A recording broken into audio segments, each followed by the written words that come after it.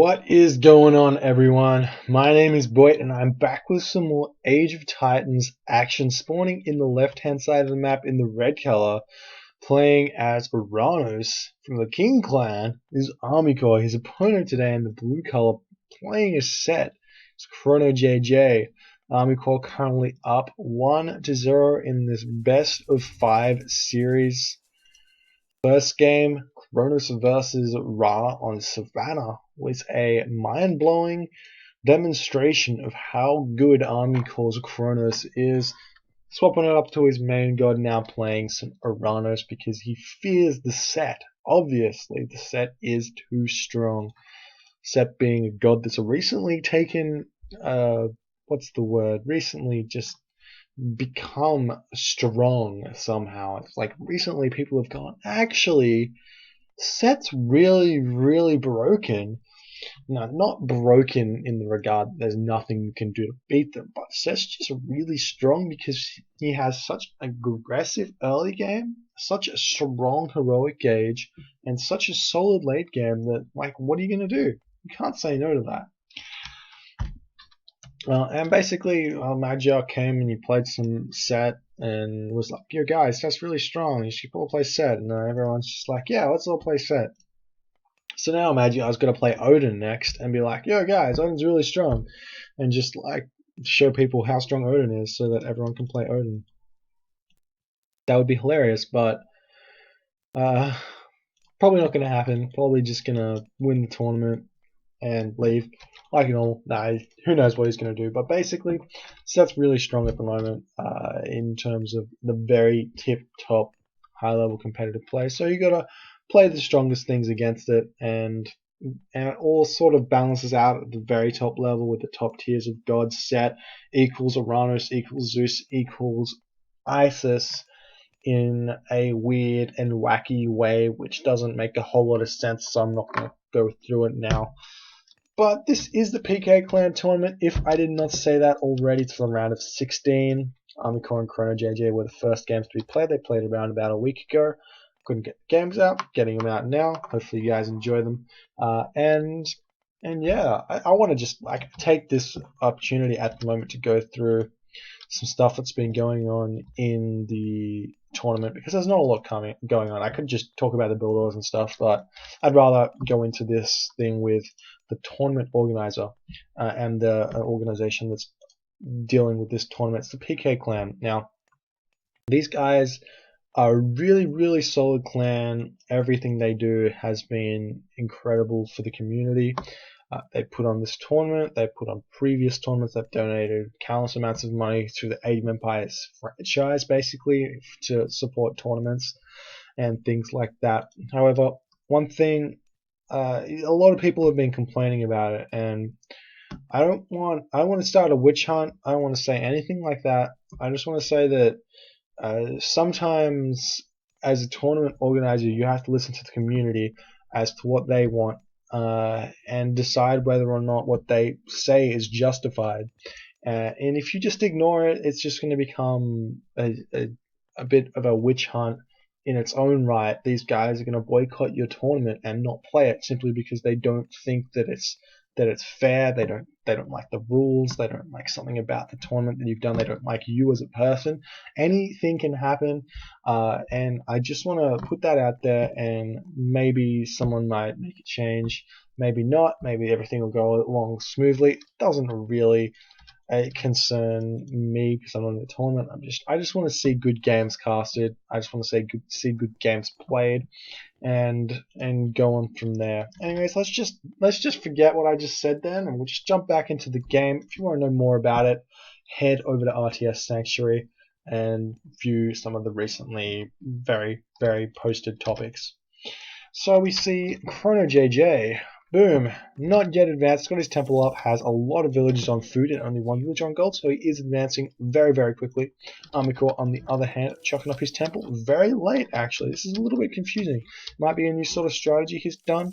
It's going to put him up at the 4-minute-ish mark. 4 minute, yeah, around that. And he's going to go through Prometheus. He's got 4:05, maybe that's what it is. I don't know. Don't normally see this 7 villager start, but I'm going to venture into a reason why Army Corps is doing this against Set. Now, Set advances very fast, right? He goes up 430. He puts some pressure on. He's shifting sands.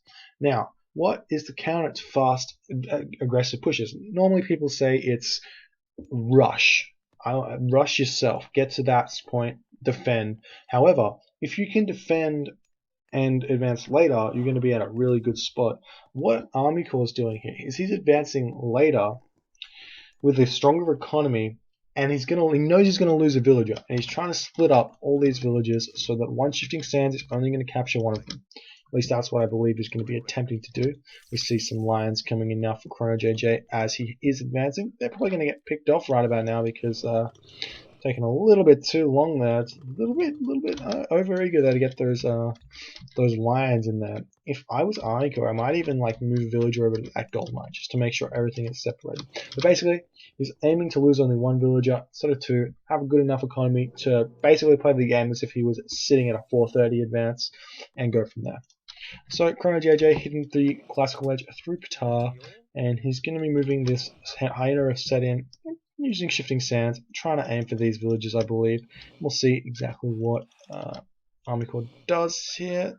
Picking off that hyena, very, very fast reaction time there for Army Corps, managing to lose that one villager, as I said, that's only one, not two, so he's sitting at that same economic point he'd be at 430, but he's advancing a little bit late, obviously, so he's going to have to deal with that, chopping up the counter barracks.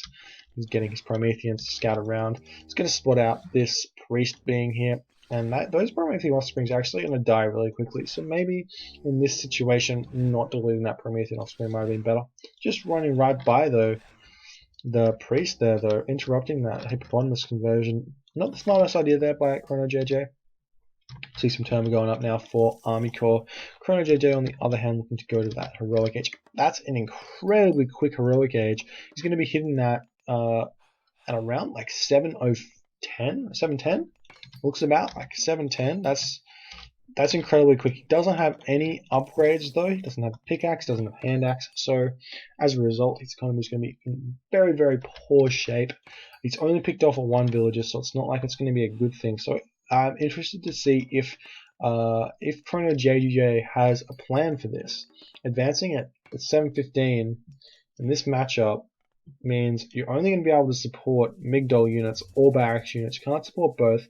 Army Corps is going to be able to deal with barracks units or Migdol units at this point because you're going to have all these Termina to deal with those chariot archers. But we'll see. Is Army Corps playing this matchup correctly? He's only got one counter barracks here, and he's going for this early second town center. So perhaps if Chrono JJ puts a heap of pressure onto Army Corps with a Migdol and siege towers, and just doing like that chariot siege tower ancestor push, which is so strong against non-Atlantean races. I say this because generally Atlantean players are very, very aggressive and can deal with this very easily.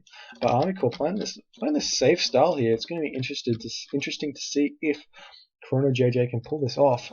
I think he should be moving forward with these villages though and chucking this Migdol up here.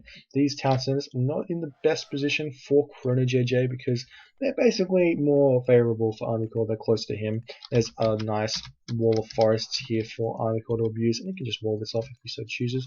Chuck up a watchtower or something there, or a palace. Everything can happen. Anything can happen. We see Nephthys getting hit there by Chrono JJ, allowing him to have that Ancestors, God Power. Army Corps now chucking up a military barracks, sees what Chrono JJ is doing, and moving on from there. He's continuously producing these Termina and these Termina at the front. We're picking off some of these free sort of animals, and then just going to retreat back, try not to take any damage, try to pick up them all.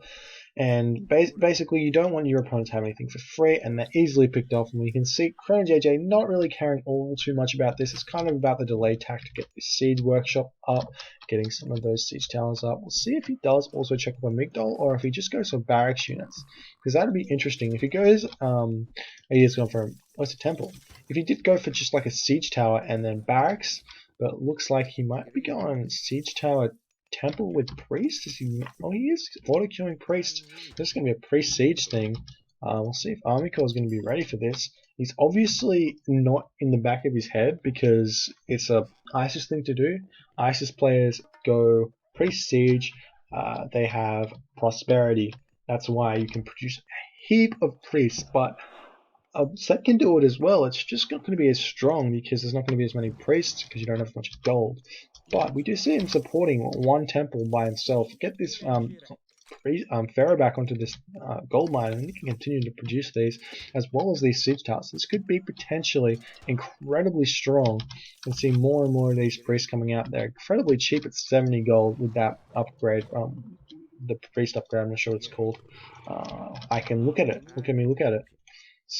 A Spirit of Mart. That's what I thought. I didn't want to be completely wrong. So Army Corps needs to scout this out because it doesn't look like he's seen anything. If we jump over here, we see he doesn't know there's a temple here. He doesn't know there's a siege workshop there.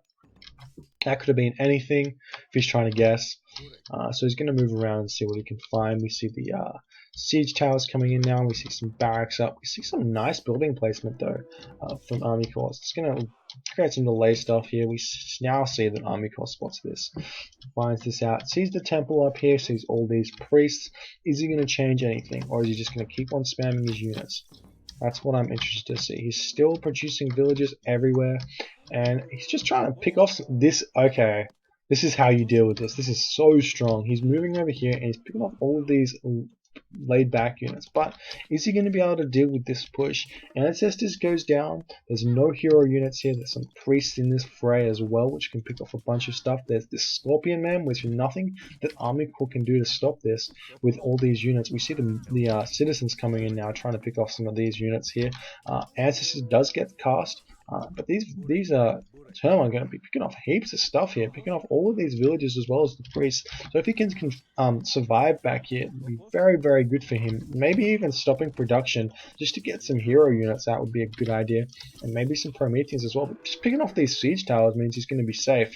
And we do see this siege tower very low as well, picked off one of those siege towers. All of these units in the back are dying though, and we do see the citizen coming in now, trying to pick off this unit here. If you can pick off the siege tower. Oh, and nice micro there. We see that path blocking there with those ancestors.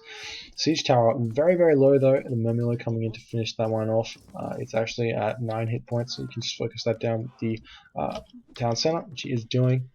And you can see it's going to get picked off as he moves these units away. So very nicely played there by Army Corps, distracting with his army at the back, stopping reinforcements, picking off those siege towers first, not even losing a counter barracks, though he has lost a bunch of units here.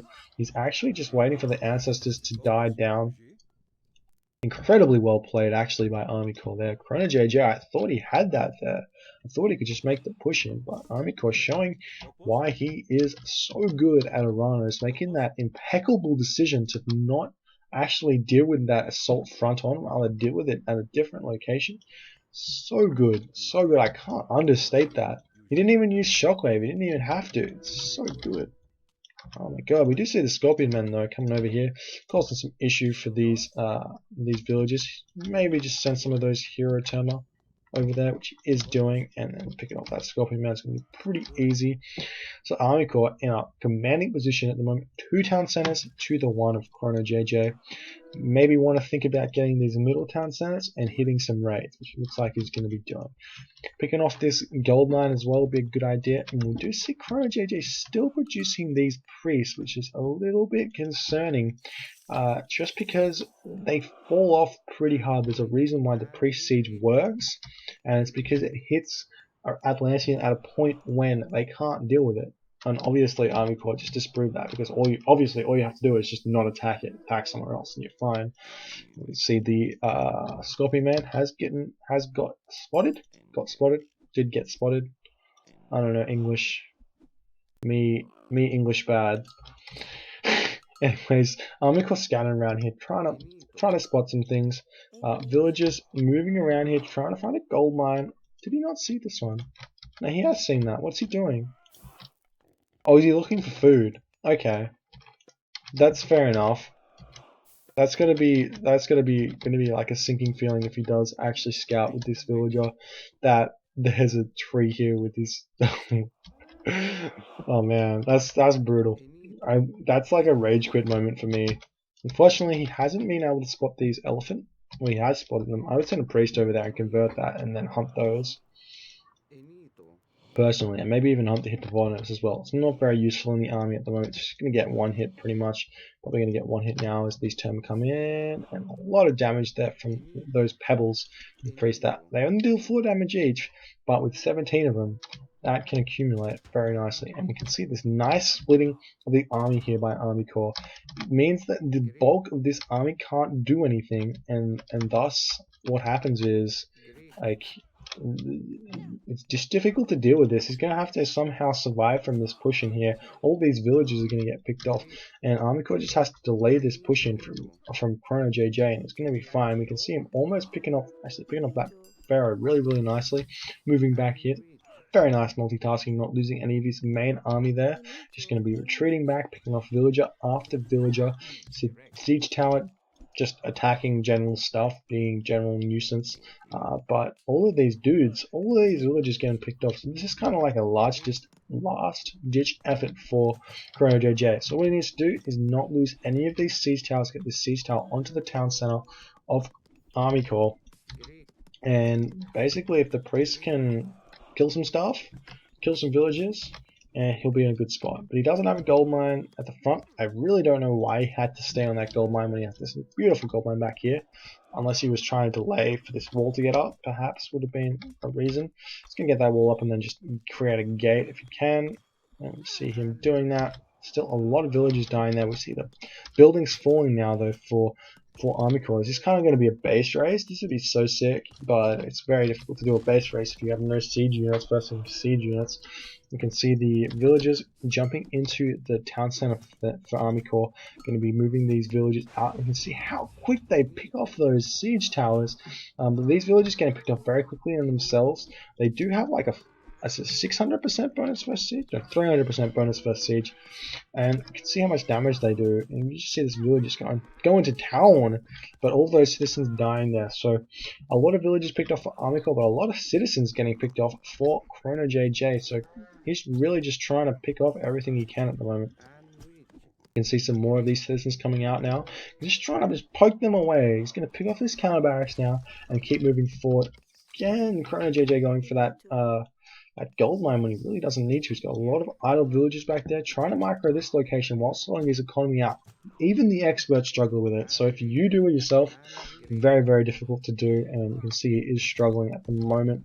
Army Corps, too much multitasking, too much godliness, picking off that siege tower with some archers now and the town center.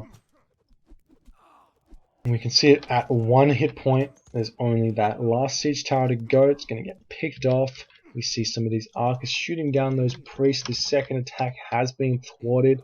The priests moving back, going to get welcomed by some medium terma.